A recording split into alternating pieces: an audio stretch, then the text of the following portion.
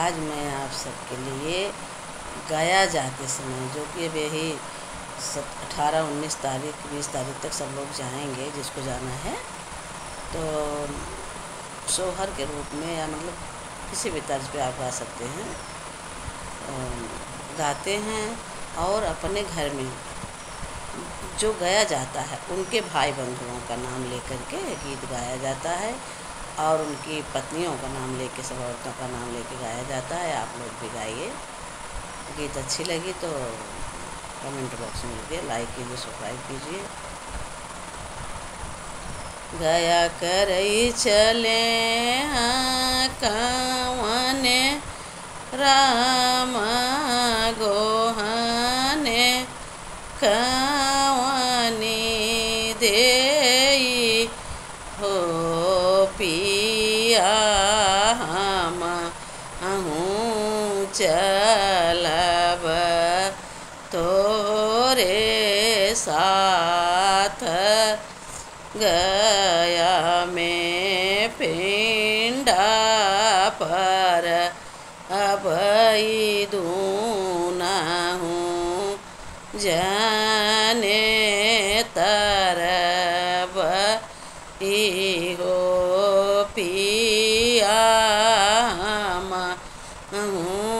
चलब तोरे साथ। गया में पिंडा पर भई पितर सब आई आई दूना हूँ जाने तरब हो।